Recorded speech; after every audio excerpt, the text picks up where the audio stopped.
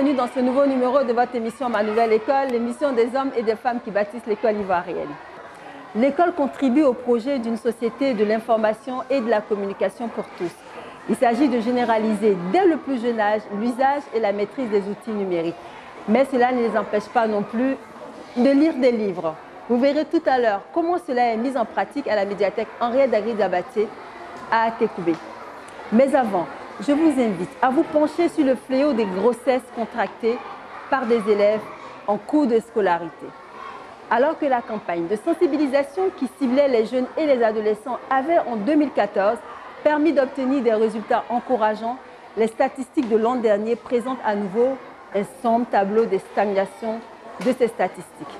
La direction des mutualités et des œuvres sociales en milieu scolaire DEMOS a donc décidé de relancer une campagne de mobilisation en ciblant cette fois toutes les couches sociales et toutes les générations dans les campagnes. À Azopé, à l'est de la Côte d'Ivoire, la campagne porte ses fruits. Lancée le 28 février 2013 pour une phase expérimentale de 2 ans, de 2013 à 2015, la campagne Zéro grossesse à l'école avait permis d'obtenir des résultats encourageants. Au nombre des régions qui ont connu un succès dans la lutte contre le fléau, la direction régionale d'Azopé se place en tête. Quelles sont les méthodes qui ont permis à Azopé d'afficher ces bons résultats? À notre arrivée dans la ville d'Azopé, la directrice régionale de l'éducation de la zone, Madame Nguesso, nous confie ses secrets. Nous avons mis en mission notre service pour que nous puissions encore sensibiliser. Et nous l'avons fait en partenariat avec les ONG que j'ai trouvées sur place et surtout le service médico-scolaire pour que nous ayons des campagnes de sensibilisation.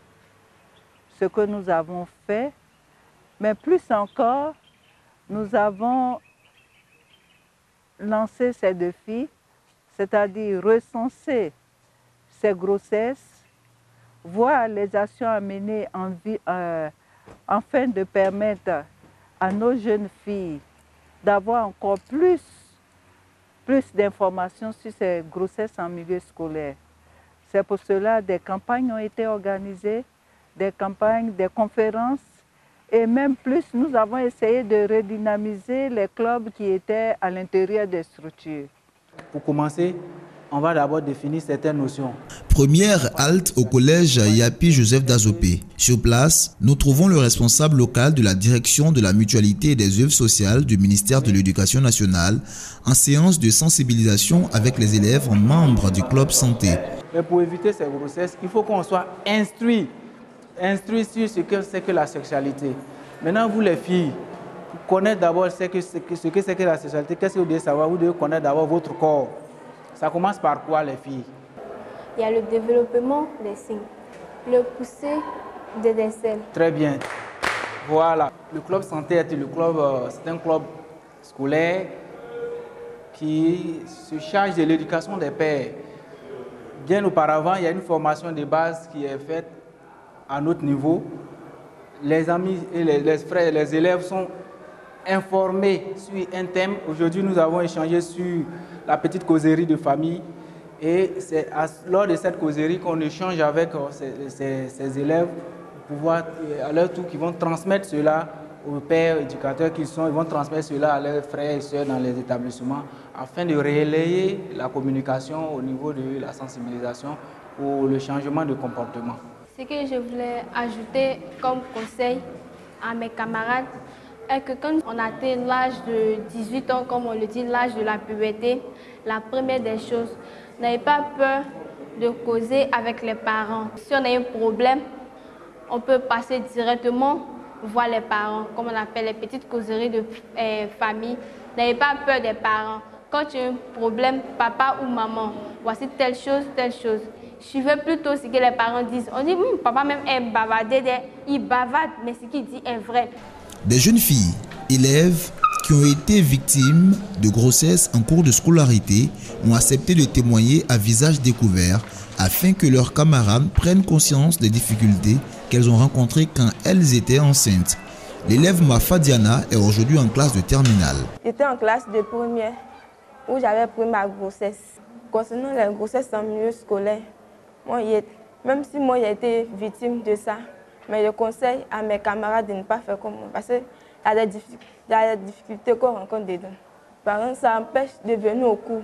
Quand je vois mes amis de la classe de première qui ont leur bac, ça me fait mal parce que j'ai perdu 1 an à la maison.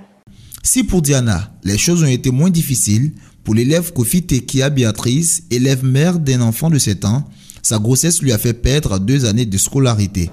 J'étais en classe de 4e quand j'ai eu ma grossesse et cela n'a pas été facile. Les parents, pour la première fois, ils n'ont pas été d'accord, mais comme le mal est déjà fait, ils étaient obligés d'accepter. L'auteur aussi, n'a pas refusé, mais au début, c'est moi, je ne voulais pas la grossesse. En fait, ça ne m'arrangeait pas pour mon cas. Non, je ne voulais pas. Donc, il a insisté à ce qu'on laisse cela, que ça soit comme ça. J'étais restée à la maison pendant 2 ans. Cela m'a beaucoup fait mal parce que j'ai perdu des années. Mes camarades avec qui j'ai fait la 4e, elles se sont retrouvées en 3e et moi, je suis restée derrière. Quand tu es une petite fille et qu'on te parle, tu ne veux pas écouter. Ce sont les choses que tu subis en cours de route. Je dis à mes camarades de ne pas faire comme moi, de suivre les conseils, de se préserver. C'est vrai, quand tu as l'âge d'avoir, de sortir avec un homme, tu peux le faire, mais il faut te préserver. Nouvelle étape au lycée moderne 2 d'Azopé. Ici aussi, la sensibilisation est de mise. Élèves, enseignants et encadreurs sont tous mobilisés pour parvenir à l'objectif 0 grossesse. Bonjour les élèves. Bonjour madame. Vous allez bien? Oui, madame. Bien. Vous savez ce que c'est qu'une grossesse en milieu scolaire? Oui, madame. Quelles sont les conséquences d'une grossesse en milieu scolaire? Madame, les conséquences que la grossesse en jeune, c'est de s'exclure de l'école. Qu'est-ce que vous devez donc prendre comme précaution pour ne pas tomber en grossesse? Oui. Les dispositions que nous devons prendre pour éviter les grossesses en milieu scolaire, c'est de s'abstenir ou de se préserver. Très bien. Au lycée moderne d'Azopé 2, depuis plus de 7 ans que je suis ici, nous menons des campagnes de sensibilisation au niveau des élèves filles et aussi parfois au niveau des élèves garçons pour éviter qu'il y ait trop de grossesses dans notre établissement. Dans les années 2013-2014, nous avions près d'une douzaine de grossesses en milieu scolaire, notamment au collège moderne d'Azopé. Et cette année, tout comme l'année passée, nous n'avons eu que 3 grossesses en milieu scolaire ici, dans notre établissement. Il arrive souvent qu'un professeur soit absent permissionnaire, alors je demande aux éducateurs ou aux éducatrices d'entretenir ces classes-là en les sensibilisant sur les grossesses en milieu scolaire. Ce sont des enfants du premier cycle que nous avons ici. Si déjà on leur parle de préservatif, ça veut dire qu'on leur permet de faire ce qu'il ne faut pas faire. Donc il faut insister sur l'abstinence. Je crois que c'est le seul moyen qui permet d'éviter les grossesses en milieu scolaire. L'élève doit savoir que quand il est élève, tout ce qu'il doit faire, tout ce qu'il doit rechercher, c'est comment arriver au terme de ses études avec son diplôme. Il ne faudrait pas qu'il laisse quelque chose venir entraver sa marche. Donc l'abstinence, son seul souci, les études. Justement, dans la classe de Madame Brombro, une élève assise à Pirut, âgée de 17 ans seulement, est mère de jumeaux qui ont 7 mois. Elle raconte. C'était la 3e et comme j'étais enceinte, j'avais arrêté les cours. J'avais pris tout le cours de scolarité pour que cette année je puisse reprendre les cours. La grossesse m'avait beaucoup fatiguée. J'avais accouché à césarienne. Comment arrive-t-elle à gérer ses bébés une fois à la maison? Nous l'avons suivie chez elle à l'heure du déjeuner. Comme il fallait s'y attendre, elle est accueillie par les cris de ses enfants qui ont faim. Sa mère, Dame Kwasi Nchimari, nous décrit les journées de sa fille et de ses petits-enfants. Lui n'a qu'à pleurer aujourd'hui. Lui n'a pas pleuré, lui il dormait seulement. Mais lui seulement, il n'a pas dormi. Hein. Il pleurait. Elle exhorte les autres filles à se consacrer à leurs études. Il ne faut plus qu'ils vont chercher les filles. Moi, je veux qu'ils vont à l'école. Là, après ça, maintenant, si il veut faire enfant, il peut faire beaucoup d'enfants.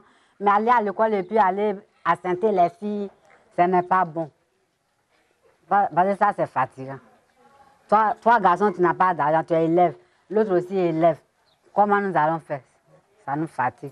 C'est un accident, mais désormais, il ne faut pas qu'elle va recommencer encore, je lui ai dit. Parce que ça c'est fatigant. Elle a les 2 enfants et puis je suis seule. Quand elle va à l'école, les enfants pleurent. Je ne sais même pas comment faire. Tu vois, ça me fatigue. Moi, je donne aussi conseil à les autres de ne pas faire ça.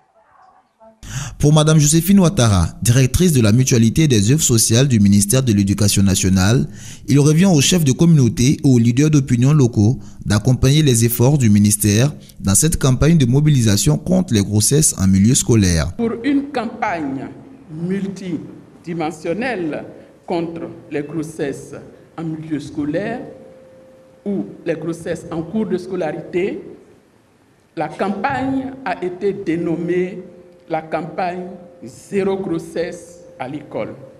Plusieurs activités ont été menées relativement au plan accéléré de réduction des grossesses en milieu scolaire élaboré à cet effet. Et les différentes stratégies, il s'agit donc de stratégies de sensibilisation de proximité au bénéfice donc des adolescents et des adolescentes. Parce qu'effectivement, il faut bien un adolescent pour qu'une adolescente tombe enceinte. Les sensibilisations également à travers les techniques d'information et de communication avec la mise en place d'une ligne d'appel d'urgence gratuite, la ligne 107, lancée par Madame la ministre de l'Éducation nationale le 6 juin 2014. Et cette ligne-là est pilotée par la DEMOS. Zéro grossesse à l'école. Au-delà du slogan, c'est un objectif majeur qui doit contribuer à maintenir les jeunes filles dans le système scolaire le plus longtemps possible et de poursuivre une scolarité sereine. L'un des multiples programmes de la politique d'obligation scolaire.